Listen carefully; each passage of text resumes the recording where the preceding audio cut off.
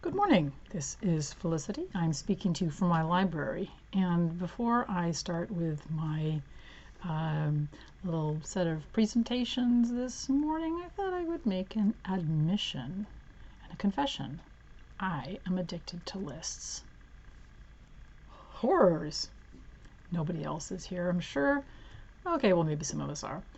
I'm not a librarian. I am not a list maker. But I am addicted to lists, and this is going to be the theme running through today's video, is lists. So I started off thinking, I'm going to make this video this morning about one of my more interesting little collection of authors that was started, I think, when I did in memoirs. I did this lovely little book by Anne Fadiman, Confessions of a Common Reader, ex Libris. And originally I picked it up, well, because it's about books, but also because it was very clear from the blurb that Anne Fadiman is a member of the family of Clifton Fadiman, who has a couple of really interesting books to his name, and I do have those here. I'm going to go through them. But as I was thinking about Fadimans and books and libraries and what books belong together, and Warburg's and and Abby Warburg's theory of what books should go together, it triggered a list a list compulsion. So I decided that that's where I was going to start. It's not with the Fadimans, but with the lists. So I have one list, which is, I think I should probably call it a fantasy list, because this list is from my little notebook, and this list is my proposed division in my library of the kinds of books that are in it. Yeah, so this starts off with, for example, fiction. Well, that would seem easy by size, because this is a small space. Alpha by author, alpha by chapter. But then I go on, okay, short stories. No, if they're all the same author, they go poetry. What kind of poetry? Well, general collections by poet. Drama. Already we're getting into really deep waters here. Math, science, computer, history, classics, philosophy, religion, humor, language, sets. Oh dear, list rears its ugly head. Complete authors, reference materials, music, and there's a whole different set of lists for music. Essays, lit, crit, books on books, how to do various different things, how to do something, chess, graphics, la-di-da. Oh dear. The point being is that these are all books in my library, and they are not in, many of them are not in very much order, but I can't help myself making lists of how I would like them to be. That's a fantasy. But I do have in my library some really interesting books on lists, with lists in them. The first and probably the most entertaining is by one of my favorite authors, Umberto Eco, which is The Infinity of Lists. And this is a compendium of pictures, authors, snippets and clippings from authors, listing things. For example, well, pretty much anything you'd care to look at. Can you enumerate the parts of a plant? Achilles shield. No, there's a list for you. Weird list. So look, here is a lists and collections. Cigarette butts. I think that's supposed to be an art installation of some kind. Some of it is kind of whatever. Lists of mirabilia. And it's incredibly beautifully illustrated. Pliny's Natural History. Oh boy, I tell you, that's a path to go down. The Infinity of Lists. And of course, he mentions several of my favorite authors who definitely are in my library, and every time I read this book, I'm inspired to go and pick up a couple of those other books. I have two of them here, which are exemplars of incontinent list making, and one of them I've already brought up in various contexts, and that is, of course, Rabelais. And I picked one in particular. This is full of this, absolutely full of them. But one of the ones I remember with great amusement and pleasure was chapter 22 from the first book, which is, of course, the story of Gargantua. And it's titled The Games of Gargantua. And the entire chapter is a giant list of The Games of Gargantua. And some of them are a little risque, okay, a lot risque, okay, a lot risque. At Flus, at Primero, at the Beast, at the Rifle, at Trump, at the Prick and Spare-Not, at the 100, at the... I think I'll go on. Rabelaisian lists. All right, okay. Ooh. And another one of my favorite lister of lists is, of course, our old friend James Joyce and Ulysses. And there are lists everywhere you look. Some of them are like the ones in Gargantua, the first book of Rabelais, which are impossible. You start reading, you say, this time I'm going to read everything on that list, and halfway through, your mind boggles. You give up. But there's one really wonderful list which is not recursive, but it's definitely got what I would call the list within the list. And it begins. It's near the end. It's chapter 17, and it's a sort of a summing up. It's a question and answer, but the questions are a list. What parallel courses did Bloom and Stephen follow returning? And then it has various different descriptions of their of the paths that they took, and each one of those might include lists. Like, for example, the next one, which is of what did the duumvirate deliberate during their itinerary? Music, literature, Ireland, Dublin, Paris, friendship, women, prostitution, diet, the influence of gaslight or the light of arc and glow lamps on the growth of adjoining paraheliotropic trees. I said that too fast. Exposed corporation emergency dust buckets, the Roman Catholic Church, ecclesiastical celibacy, the Irish nation, Jesuit education, careers, the study of medicine, the past day, the maleficent influence of the Pressabath, Stephen's collapse. So this entire chapter is a set of questions and answers, a catechism, and then near the middle of this chapter is a page and a half of absolutely dense listing. Did it flow? Did Bloom do it? The range, the oven, the stove. Did it flow? And he has a geographical list in its universality, its democratic quality, and then it goes on to list the different kinds of geographical features. For example, its imperturbability in lagoons and highland tarns, its gradation of colors in the torrid and temperate and frigid zones, its vehicular ramifications in continental lake-contained streams and confluent ocean-flowing rivers with their tributaries and transoceanic currents.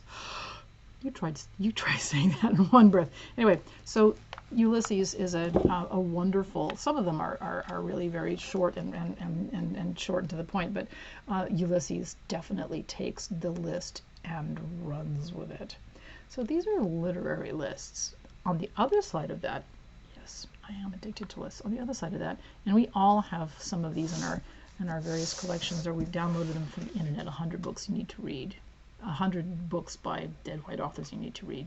100 books that were published last year that you need to read. James Mustich, 1,000 books to read before you die, a life-changing list. And I looked at that when I saw that in the store, and I went, I don't know, another list.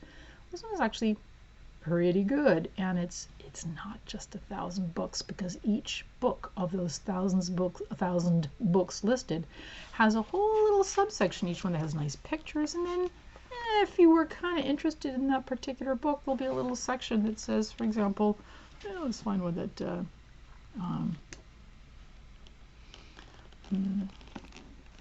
for example, Complete Stories by Clarice Lispector, and then there's a big chapter, or there's a big section on Clarice Lispector, which is great with pictures. Yeah, I definitely want to read that. And then there's each section at the end here goes, what is this? This is short stories. When was it published? Which edition would they happen to be looking at? And then also by, oh, well, you might like this, Passion According to G.H., further reading. So in the back there's a gigantic index which lists all the books, all 1,000 books that are listed, plus every other book that's mentioned in this. So there are 1,000 times 5, 1,000 times 10 books on this list. This is delightful. The Voyages of Dr. Dolittle. Well, okay, yeah, I've read that. That's great. Oh, well, you know, if you like that one, maybe you might like, I don't know, also by Hugh Lofting. And if you read all those and liked all those, you could try Charlotte's Web or Mrs. Frisbee and the Rats of Nim, and so on and so forth. So this is a really fun book, and yeah, it actually came with a giant poster, which of course I took out and marked up all the ones that I had, and it's arranged alphabetically, so there's no favoritism there. A to Z, a miscellaneous special lists. Oh dear. Yeah, and all of my favorite people are in here. And yeah, there's a lot of books in here that I've read already, but there's a lot that I haven't. So this was a this was a sort of a super list. It is not every book. It is not all the most important books, but in Mr. Mustache's opinion, these are books that you probably should at least try, or even if you put it down and throw it away in disgust, that you might actually find something that you didn't know that was really interesting. And I think actually the uncommon reader, I found a listing in this one, and I was absolutely delighted with an uncommon reader. And there's another list of books. It's the purported reading habits of the Queen. That's great. All right, so then this is another kind of listing of books, and this is very different. This is almost not really a list. This is more of an encyclopedia, but it's not really. Printing in the Mind of Man: The Impact of Print on 5 Centuries of Western Civilization. This is actually edited by John Carter, who I just picked up his ABC of book collecting a week or two ago. So I love connections. These books do tend to kind of blend into different parts of my library reference, books on books, literature, math, memoirs, printing. So this Printing and the Mind of Man was the byproduct of a pretty fabulous exhibition that had 5 of the important books that were in print, starting from the very beginning, which so of course it starts with Gutenberg, and then there's a little section for all 500 books, and I started actually making a list of them. Which ones have I read? Which ones do I need to find? And then gave up doing that because actually there's quite a few in here that I've never seen, certainly heard of, but never seen. Encyclopedia Britannica, we'll have that one. Oh dear. Hugh Walpole, The Castle of Otranto, Powered Flight, the Discovery of Radium. It does get a little bit closer together in later years. What's the last one in here? It was Impact of Print, 1925 to 1926. So this does actually do definitely chronological. The Atom Bomb, Managed Economics by John Maynard Keynes, The Lion's Voice by Churchill, and there it stops. So obviously there are important books that have been published since then, but I think the idea here was to pick books that the consortium of editors felt, or perhaps the people who are putting together the exhibition felt, represented landmarks in the history of printing in Western civilization. So there you go. That's actually that's a really important book too. Okay, so the part of my little video that I had originally thought I was going to do was the Fadiman family. So this little guy, Ex Libris by Anne Fadiman, is incredibly readable. You don't have to have any particular predilection except perhaps for having an uncontrollable desire to have books in your house. Other than that, I had read originally the really very funny opening where she, her little essay entitled Marrying Libraries, where she describes she and her then and her to-be husband, 6 years later, talking about were they finally going to marry their libraries. It's really funny. So there's a whole set. There's one funny little one that I kind of passed over, which was entitled Inset a Carrot. Yes. At first I thought that somebody had marked up the beginning of the book, because that's exactly how it appears in the table of contents. And then I realized, no, this was on purpose. This is exactly what it's supposed to be. Maybe I will read it because it's really funny. During a recent visit to the Florida island where our parents live, my brother and I had dinner with them at a fancy restaurant. As we bent our heads over our menus, all of us, that is except my father who can't see, I realized that our identically wrapped expressions had nothing to do with deciding what we wanted to eat.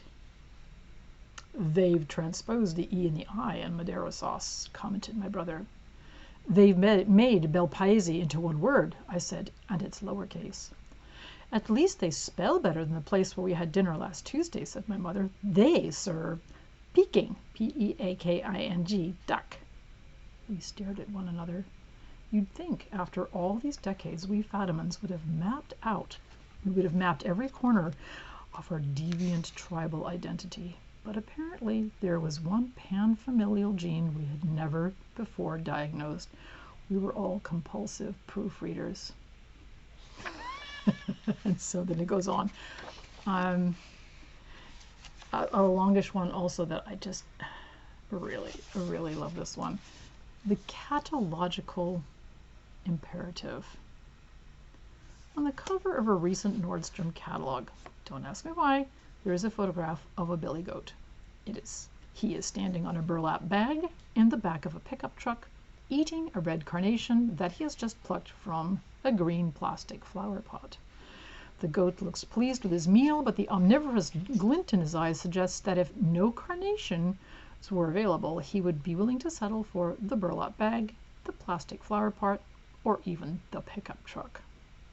I know that glint because that's how I feel about reading. I'd rather have a book, but in a pinch I'll settle for a set of water pick instructions. I have spent many a lonely night in small town motel rooms consoled by the yellow pages. All right, catalogs. So she goes on, she talks about catalogs, and then she has a very funny little side tour in this where she mentions another thing that we're unfortunately all very familiar with, which is once our name is misspelled in some publication, that gets sold to a myriad of other publications where our name is also misspelled. Well, we can trace who sold what, eh? I have come to believe that the explanation for her fascination with catalogs turns on the fact that the address label often reads Anne Fadiman. Over the phone, F sounds like S. All Fadimans have therefore learned to say when we order anything, F as in Frank. I do that all the time. However, at least a quarter of the time people think we have S as in Srank. Really.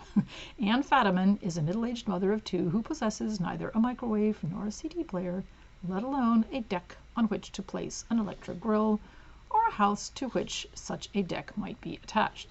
But Anne Fadiman, she's a horse of another color, and it's almost certainly celery, blush, buff, ecru, kiwi, java, thistle, grenadine, delft, pebble, cork, or cloud, to mention a few of her favorites from the J. Crew catalog.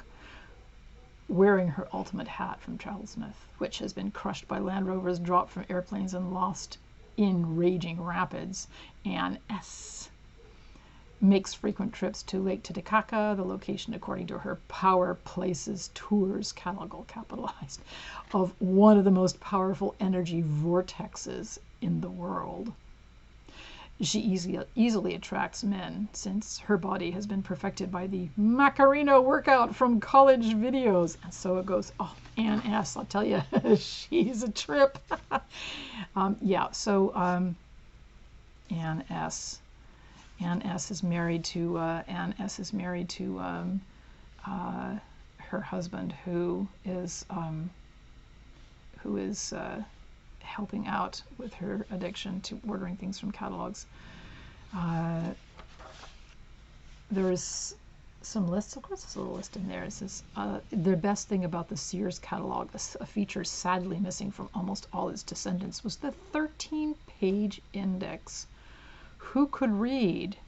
Abdominal belts, page 466. Accordions, 205. Account books, page 261. Acme Gall Cure, Acme Harness Soap, Adjustable Combs, Adzes, airtight stoves, albatross cloth, albums, celluloid, and plush, and remain unmoved. And who could resist such blandishments? And so on it goes. Oh, ladies, you can be beautiful.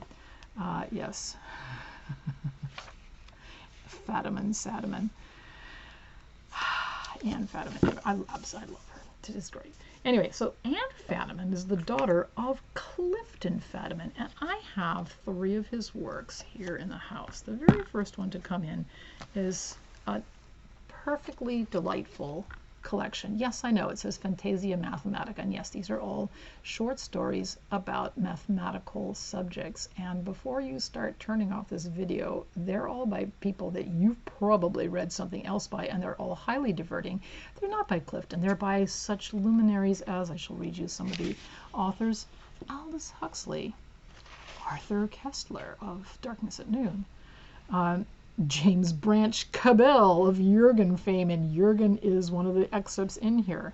H.G. Wells, Socrates and the Slave, Karel Capek of Roar fame, Martin Gardner. Actually, he's Martin Gardner and Ian Stewart are 2 other favorites in my library. I have a number of their mathematical anecdotes. Not being a mathematician, I am much more diverted by the little stories and teasers, which I still barely can solve, but I find them fun to read. Frederick Brown, Martin Gardner again. So these are all authors of anecdotes and stories that turn on mathematical subjects. I picked a couple for fun. One is I'm not going to read you the whole thing because there's actually a bunch of these out there on the internet, but this is by Arthur Quiller Couch, entitled A New Ballad of Sir Patrick Spens. It comes with a little diagram.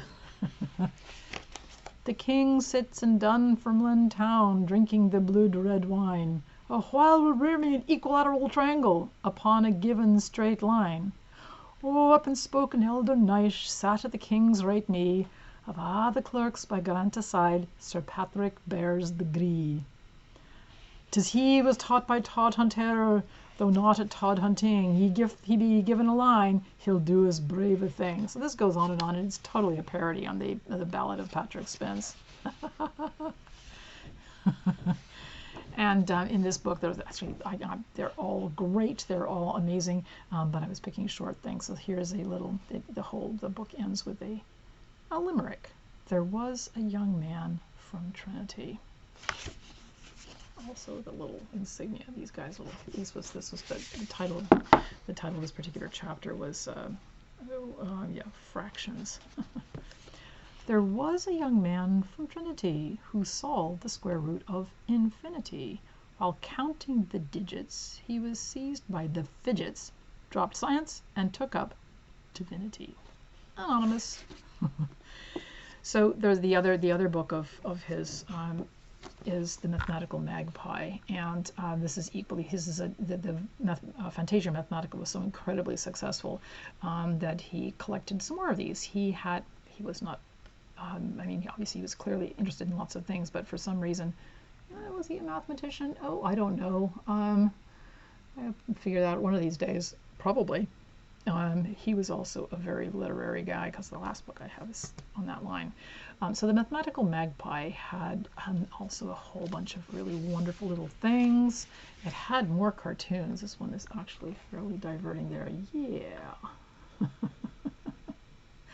Well, there you go. The first story is by our friend Isaac Asimov. Well, we've never heard of them. Really, well, he was also kind of a polymath and a math kind of a guy too. Crazy, crazy smart. The Feeling of Power. I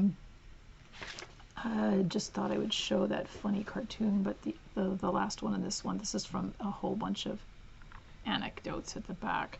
And this one tickled my fancy a year or two ago, and it still tickles it. There it goes like this.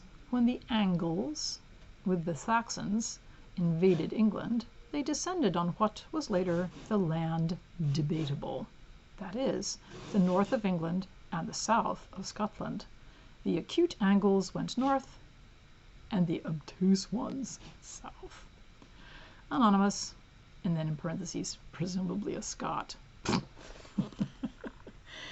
The last one is, again, harking back to lists, which is why I ended up having this be the subject of this be list, and that is Clifton Fadiman. It's called the Lifetime Reading Plan. I ran into this one at our local thrift. It's not really a thrift store. It's the local Friends of the Library store when they were open on days when I was not working. And they had some treasures there for practically nothing. It was great. Anyway, so I picked this up because, of course, it's Clifton Fadiman. I, at that point, was not really interested in somebody's idea from 19 whatever. When was this published? Was in originally published in I don't know, 1960. But it was Clifton Fadiman. And then after I started reading it, I realized this was actually fairly diverting. The Lifetime Reading Plan. There you go. Very simple, very plain. And the books in it are, yeah, I'm not the one that marked it up. This was definitely secondhand. But the books in it are go from well, the beginning. Doesn't everything start at the beginning? No, some things don't, but this one does. Like many lists, starts at the beginning with Homer, the Iliad, the Odyssey, Herodotus, the history of the Peloponnesian War, and so on. So yeah, most of those I've actually read, and if I hadn't read them then, I have now. For example, Lucretius of the Nature of Things, and so on. The Middle Ages, plays, narratives, philosophy, psychology, politics, essay, missing a lot from that subject, poetry, I read a lot from there, history, biography, and autobiography. So there's 100 items. And okay, fine. There's 100 things. Is that 100 things I should read before I die? No, he's got kind of a thing to say about that. These are not the things you need to read before you die. There's many, many, many items on this list which you should maybe consider as being like part of your life. You should maybe not read them once. Maybe you may come back to them again. So his introduction is an introduction. This is his own little intro. It is long, but there's some diverting little snippets in it. This book was merely completed by me. It was started by William Nichols, the editor-in-chief, and so on. So one might suppose that such books would be of no overwhelming interest to the large mass audience served by This Week, the publication it was originally in. But despite what some communications tycoons believe, Americans respond more eagerly to the best than to the worst, provided the best is offered to them. He then goes on to say, a word about the titles. This is not in any absolute sense a list of the best books. There are no best books. All we can say is that over 3,000 years of Western history, there has gradually accumulated a body of what has been called original communications. The schoolroom term is classics, and that is all right with me if we add Carl Van Doren's definition. A classic is a book that doesn't have to be rewritten. Right. The list of such books changes, though not radically, with each generation. No two scholars would compile identical lists, and no single scholar, I am not one, would find my own list satisfactory in all respects. There we are. So why 100 books? There is no magic in the number. But it is an interesting fact that most lists of this sort, this is one of many, no kidding, tend to vary between about 75 and 200 titles. One must choose some arbitrary number. One must stop sometime. But I feel that for our purposes, 100 books more or less covers the ground. More might well be added. Indeed, a supplementary lifetime reading plan might be developed consisting of those titles that I've omitted or which I may come to see I should have included. But the exact total is of little importance. You will at once note omissions. I have not listed the Old and New Testaments. The great books of the East are not to be found here. Why? And a few reasons for that, but many Western classics are also omitted. How about Aristophanes, Ariosto, Tasso, to name three that happen to jump to my mind? Translation. Poetry posed a painful problem. The only non-English writing poets I've suggested, and other omissions. So there you go, Plutarch, Bacon, Pepys. Yeah, there you go. I discuss only 8 leading living writers. Perhaps they are not the right ones. That's kind of harking back to his original quote, which I kind of like. Van Doren's "A classic is a book that does not have to be rewritten." Miscellaneous, the last section. So the structure of the book, yeah, well, that's okay. That's just kind of like how it goes usually from beginning to end. My imaginary reader. In order to seduce you, I have not hesitated to use any method I thought might do the job. And the judgments expressed are largely what is called received opinion. This is not a book of personal crotchets, though I have allowed an occasional prejudice to show through. You may read this book from first page to last before starting out on your lifetime reading plan. Or you may read it in sections, if those sections correspond to the titles you propose to cover. I have tried, as I advanced from Homer to our own day, to give some sense of whatever evolution and development we can legitimately detect. In what order should these books be read? Any that you prefer. The order in which I list them has nothing sacrosanct about it. You may wish to start with the moderns and work backwards. You may elect to read the Greeks. Remember also that these books are not only to be read, they are to be reread. Can you read these books without having gone to college? Yes, if you are willing to take pains, but only then. On the other hand, these books, however carefully read, are not to be studied as if they were school tasks. There was some, yeah, he at one point he says, who should read this book? I don't know if I skipped over that. Who should read this book? And he lists all of the people who might be candidates for reading this book. There's a lovely picture on the back of himself surrounded by books. Yeah, well, there you go. There's an ad going on. So Clifton Fadiman, the lifetime reading plan. At first I thought this was kind of a curiosity, maybe an oddity, and then I decided, no, it's a list, and I like lists. And I actually have, in fact, made up a list of some of the books in here. I keep trying to not put down the ones I've already read, but I end up doing that because I read them again. And anyway, before I start getting into any more lists, I would like to bid you adieu. Thank you for watching this video. It adds one more to my list of videos that I have on my channel. So thank you for watching, and I will see you next time. Bye-bye.